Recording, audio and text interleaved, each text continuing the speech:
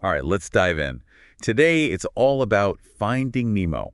We've got a ton of stuff to work with here. IMDb, the whole cast list, crew details, even a bunch of user reviews. Should be fun. We can really get a feel for what makes this movie work, how it all came together, how people reacted to it. Exactly. So Finding Nemo, at its core, right, it's a pretty straightforward story. You've got Marlin, this clownfish, super protective dad, and of course Nemo, his son, who wants a little more freedom than Marlin's comfortable with. And then, boom, Nemo gets snatched up by a diver. And Marlin, he has to go find him. It's this crazy journey. But the thing is, that simple setup, it opens up all these bigger ideas. Oh, totally. Like family, obviously.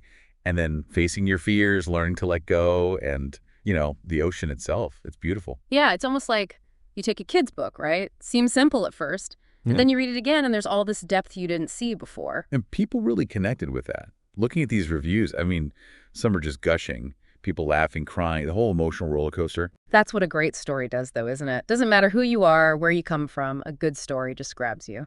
Okay, but speaking of characters who grab you, we got to talk Dory. I mean, one review even calls her the heart and soul of the film. I think her memory, well, the lack of it, is part of what makes her so funny. But there's this real sweetness to her, too. Oh, for sure. It's brilliant how they use Dory's forgetfulness. On the one hand, it's hilarious, right? She's always interrupting Marlin's worrying with these totally random thoughts. But then, on the other hand, it makes you see things differently.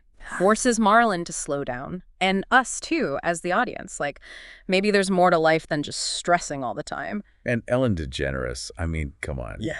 Perfect casting. She makes Dory funny, but also so lovable, even when she's driving Marlin Ness. Could you imagine anyone else doing that voice?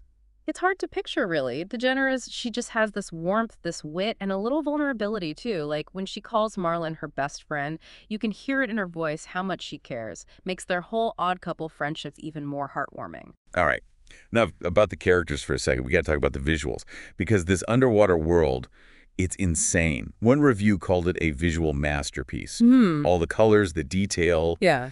It's like you're actually in the ocean. Finding Nemo was huge for animation. Pixar, they were really pushing the limits of what computers could do back then.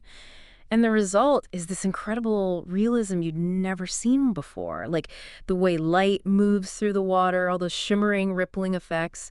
It was a big leap forward. Yeah, it's immersive. You feel those currents, almost. Yeah. And the variety of life, too. Everything from, scary sharks to these graceful sea turtles. They're all done with such care, such personality. It's not just about making them look real, though. It's about giving them emotion, making them part of the story. Like, think about the sharks, Bruce, Anchor, and Chum. The vegetarian sharks, remember? Oh, yeah.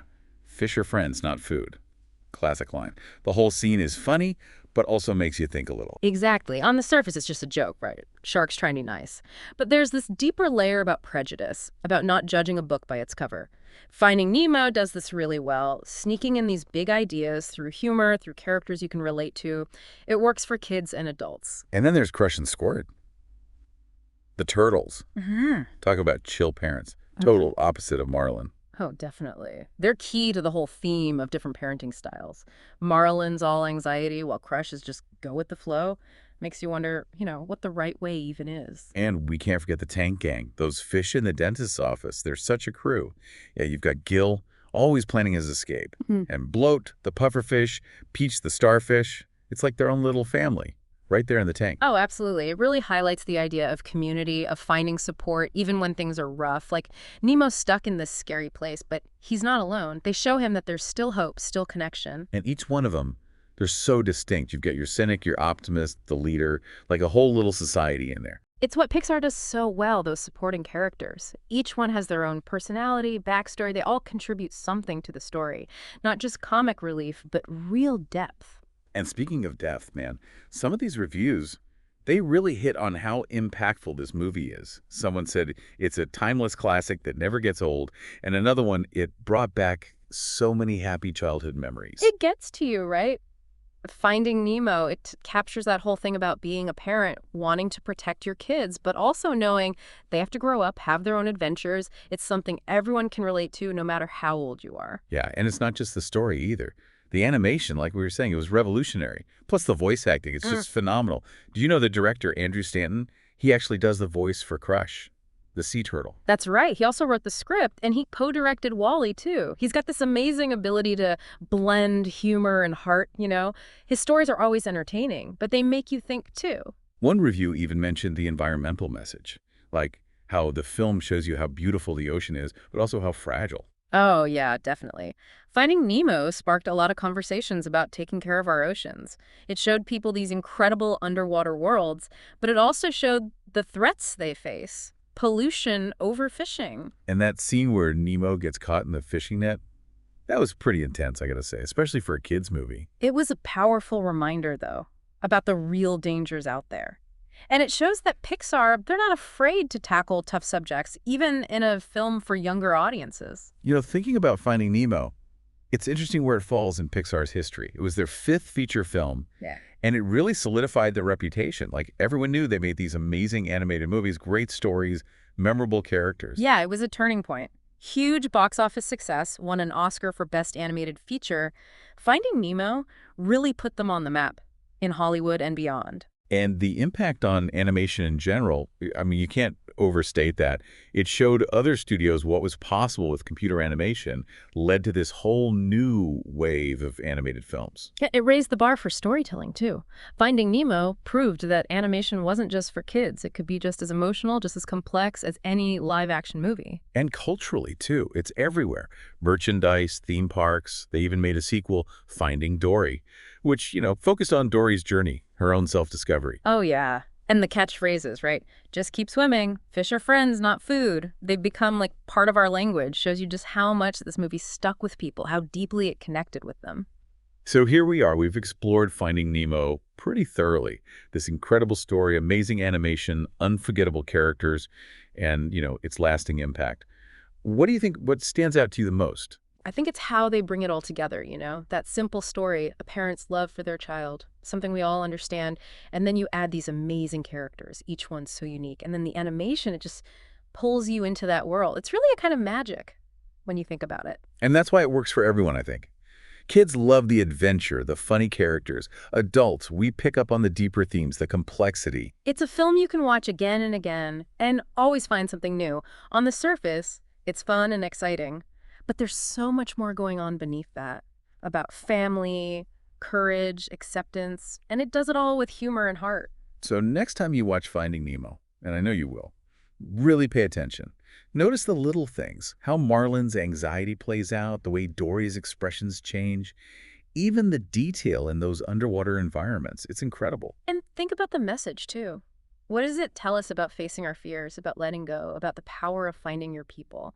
A great film. It always has something new to teach us. Well, this has been quite a journey. I feel like we've really uncovered some hidden treasures about Finding Nemo.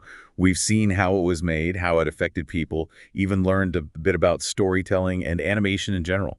And hopefully we've sparked a little something in you. Maybe you'll want to rewatch Finding Nemo or check out some other Pixar movies or even just learn more about animation. There's a whole world out there to explore.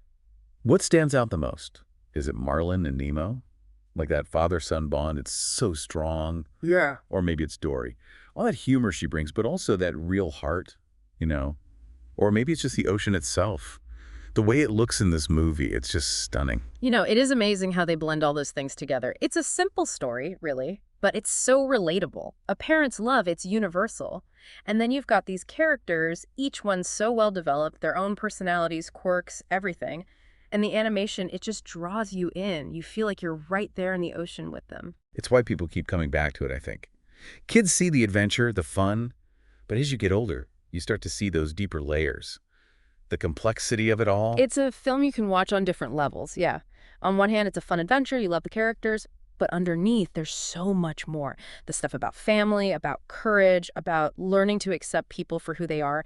And they handle those themes with so much humor, so much sensitivity. That's what makes it special. So next time you watch Finding Nemo, and come on, you know you're going to watch it again, pay attention to the little things, how Marlin gets so anxious, the way Dory's face changes, even the details in the ocean, the backgrounds, it's mind-blowing. Yeah, and think about what the film's trying to say. About facing your fears, letting go, finding your community, those people who get you. There's always something new to learn from a great film, especially one like this that works on so many levels. For this deep dive, it's been quite the journey, hasn't it? We've uncovered a lot about Finding Nemo, how it was made, how it affected people, even got some insight into how stories work, the magic of animation. Hopefully it's given you a new appreciation for Finding Nemo. Maybe you'll check out some other Pixar films or just learn more about animation in general. It's a fascinating world. That's it for this deep dive, folks. But hey, the conversation doesn't have to end here. What resonated with you the most about Finding Nemo? Head over to our website, leave a comment, share your thoughts. We love hearing from you. Until next time, keep swimming.